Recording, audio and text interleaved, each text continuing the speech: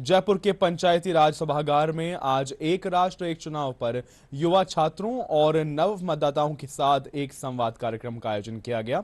इस कार्यक्रम में भारतीय जनता पार्टी के राष्ट्रीय महामंत्री सुनील बंसल ने कार्यक्रम को संबोधित करते हुए कहा कि लोकतंत्र में चुनाव की प्रक्रिया अनिवार्य है और उसे निष्पक्ष रूप से चलता रहना चाहिए। बंसल ने एक राष्ट्र एक चुनाव की अहमियत बताते हुए कहा कि बार बार चुनाव होने से कई समस्याएं आती हैं। कंटिन्यू लगातार निष्पक्ष चुनाव कराते रहना ये हमारे लिए इस देश में बहुत बड़ा चैलेंज उभर करके आया है। देश की स्वाधीनता के समय अगर हम देखते हैं तो 17 करोड़ वोटर भारत के अंदर थे। आज इस 2024 का भी जो लोकसभा का चुनाव हुआ है, इस चुनाव में 96 करोड़ वोटर भारत में हैं। यानी 17 करोड़ से लेकर 96 करोड़ वोटर, और इतनी बड़े चुनाव के आयोजन को लेकर हर बार देश के अंदर हम सब जानते भी, जब भी चुनाव होता है तो जीतते हैं तो अलग कारण से, हारते हैं तो कहते हैं ईवीएम ने हरा दिया, उसके कारण से हो गया। एक डिबेट, एक बहस चुनाव की प्रक्रिया पर चलती रहती है। हर साल भारत में कहीं ना कहीं चुनाव हुआ है। 30 साल से रेगुलर भारत में किसी ना किसी स्टेट में चुनाव हो रहा है। बार बार चुनाव होने के कारण से जो हमारी ये विकास की गति है ये स्लो हो जाती है, स्पीड कम हो जाती है, काम रुक जाते हैं। ये सबसे बड़ा एक चैलेंज बार बार चुनाव होने के कारण से, आचार संहिता लगने के कारण से एक दिखाई देता है। दूसरा एक और बात ध्यान में आती है, बार बार चुनाव होने से जितनी भी पॉलिटिकल पार्टियां हैं, पॉलिटिकल लीडर हैं, प्रधानमंत्री जी हैं, मुख्यमंत्री जी हैं, अन्य मंत्री हैं, बार बार चुनाव होने से हमेशा वो उसी काम में व्यस्त रहते हैं।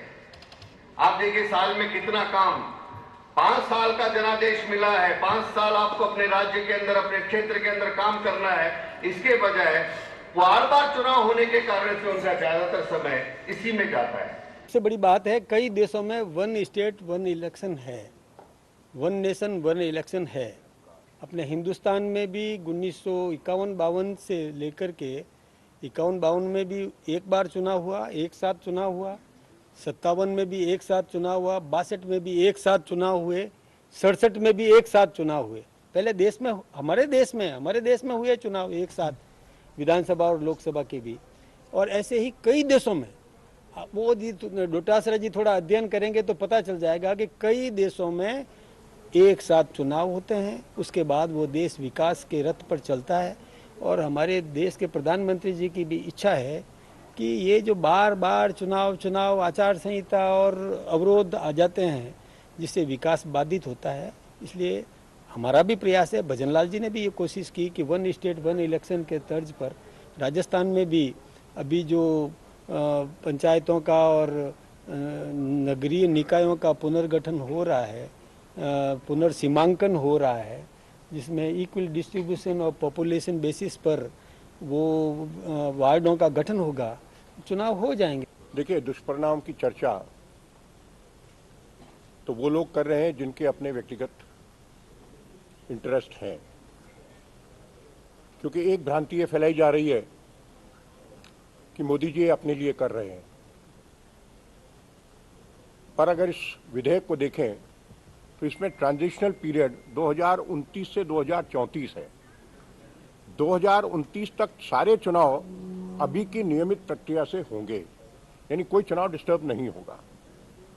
और उसके बाद में जो चुनाव होंगे वो 2034, क्योंकि उस समय एक डेट अपॉइंट होगी और उस डेट तक लोकसभा भी उसी समय अपना कार्यकाल पूरा करेगी और उसके बाद होने वाले विधानसभा के चुनाव का कार्यकाल भी तब समाप्त होगा। तो असल में ये लागू होगा 2034 में। तो ना तो कोई जल्दीबाजी है और ना मोदी जी स्वयं के लिए कर रहे हैं, ये देश के लिए है, इसमें कहीं भी वो नहीं है। और भ्रांतियां वही लोग फैला रहे हैं जिनको ये खतरा है कि उनका वजूद समाप्त हो सकता है।